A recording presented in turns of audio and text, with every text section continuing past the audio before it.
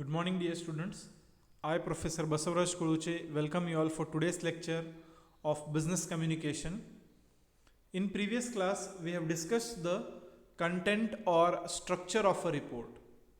Now, we need to see how this report is prepared or the preparation of a report.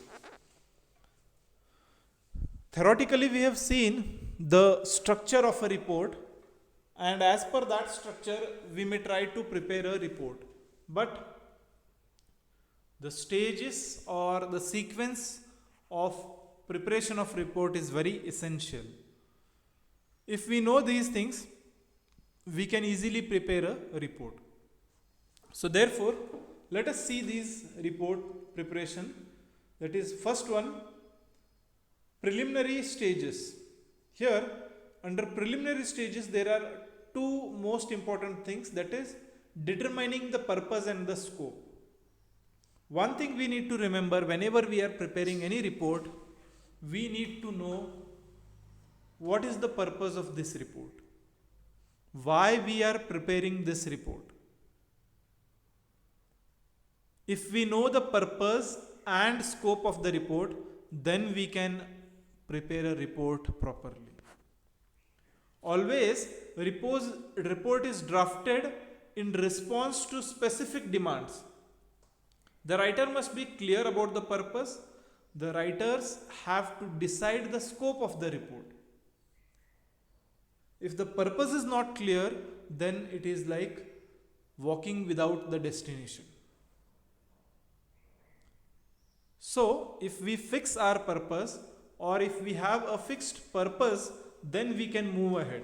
So, we need to clear our purpose and also the scope. In what areas we are going to research, what areas we are going to cover under our report. All these things should be cleared by the researcher, then only he or she can write the report in a proper way. That's why determining the purpose and the scope of the report is very important. The next is determining the readers. Here we need to remember what we are writing, and whatever we are writing, who is going to read it. The people who are going to read, what is their maturity level, their education level, their expertise, their age group, their attitude, their position of the reader, all these things we need to know, and based on that we should write the report. But if we don't know who is going to read, what is their educational level, what is their age group, other things, then we can't have a viewpoint of writing in a proper way. Because when we know who is the reader, based on that we can write the report. That's why determining the readers is very important. The report must be put into shoes of a reader. He should ascertain the educational level, expertise, age, attitude, and position of the reader. So here the reader is the writer of the report should estimate or find out all these aspects about the reader and then write the report. Then it can be an effective report. So under the first stage of preliminary stages, determining the purpose and the scope, and the determination of the readers. Under second stage, research and gathering of information. Here if we want to do research, it can't be done suddenly. It need to be done with a proper planning and proper data collection and proper analysis of that data. That's why here planning the research includes the way how we are going to start the research, what are the steps we are going to follow, and other things. So here we should plan our research in a proper way.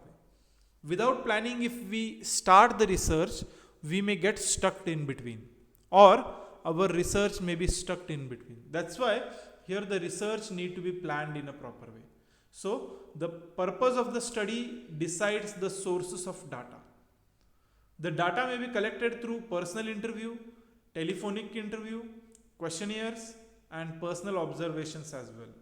And the secondary data may be obtained from the journals, magazine, and other sources.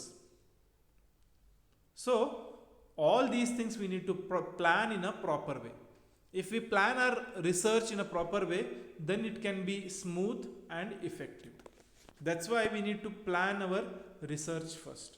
Then making and storing notes. When we are interviewing, when we are having personal interviews, telephonic interviews, or if it may be through questionnaires, or maybe a personal observation, whatsoever we may be doing in our research, at every area we should note it down or make the notes in a proper way, so that the available thing can be researched, or the available data can be searched, or available data can be analyzed in a proper way. That's why here the notes or the data what we are storing, it need to be stored in a proper way. So it will be difficult to remember everything. So the writer should make notes of important things during the course of collection of data, because as a human nature we can't remember everything. We may forget some things, we may forget some points, and if we forget those points, then our findings and conclusion may be wrong. So that's why we need to make a proper notes and collect the data. This will help in at the time of preparing final reports. And the third point in research and gathering information is analysis of data. The collected data must be processed, classified, and analyzed with the help of statistical tools like percentage, etc. The statement called hypothesis is to be tested through statistical tools like chi-square test, z-test, t-test, etc. In statistics and quantitative analysis, you all might have studied all these tests, so I will not go in that detail. Here you need to know that whatever data we have collected, we need to analyze that data, we need to test that data, or prepare that data in a proper way so that the accuracy and authentication of that data will be maintained. So that's why we need to analyze that data in a proper way. The next stage is drafting of the report. Here, this is the final stage of the report. A report should be, say, with a proper title, the terms and conditions of the report, and the structure of the report should be followed as per the guidelines, and it must be specific with the findings, recommendations, and suggestions and conclusion. So these things we need to remember. And next is forms of reports. What form of report we are writing? Say there are three ways through which a report can be submitted. Number 1, letter form. Number 2, memorandum form. And number 3, letter cum text format. So these three things we need to know. Number 1, letter form. It is usually applicable to individual report. This form will be followed when reporters are brief and informal. It contains all parts of letters. The body of letter will be divided into introduction, findings, and recommendations. So the report will be given in the form of letter, and as per that format, the body or the complete letter will be divided into 3 parts, that is introduction, findings, and recommendation of the report. So these things can be given either through letter form also.